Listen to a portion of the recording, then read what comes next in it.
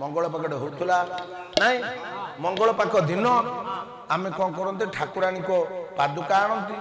आनी सारा झील को गोटे पीढ़ा उपर बसैबे बसई सारापर आज्ञा गोटे बाटीर घी आउ हलदी पड़ो गोला जीव गोला जा झील देहरे लगे ये सार ये आम ट्राडिशन ये आम प्रथा ये आम परंपरा अच्छी ना नाई माँ नाई खाली मेहंदी लगे झील केमती नाची गोटे मेहंदी उत्सव होची झील पिला माने देखिए आज्ञा सबू झील गोटे झील बाहा गोटे झील बाहा समस्त मुहरे समस्त देहर हलदी लेपाई कि तुम सबू झील बाहा ना गोटे बाहा मंगल पाक गोटे झील रोचे ना सबू झील रोचे आपण देखिए सबू झील बर्तमान हलदी लगे उपस्थित मोर सज्जन मोर विद्वान मंडली से दिन परंपरा को आम फेरी जा मानकर शशि दे कांदना हुई से शशि दे कांदना आ कांदना ना कांदना अच्छी ना तेणु मुझे जदि आज्ञा सारे से विधवा पाखे कथा रही बहुत बाट चली बही बही जगार रही ना मुझे बेसी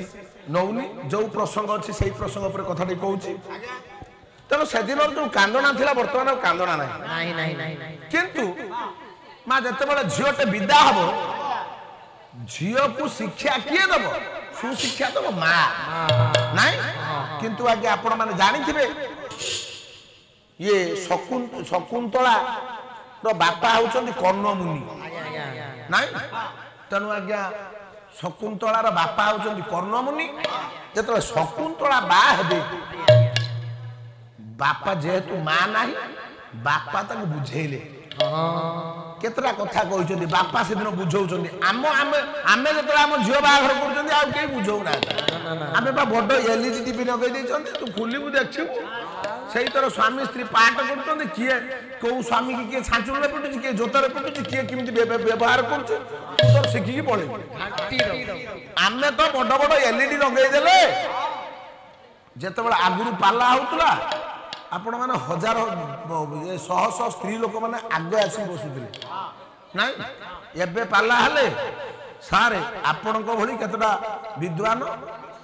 ज्ञानी गुणी मैंने बसुंती आउ ना माँ को संख्या कहले न कहले चले जाओ से दिन कर्णमुनि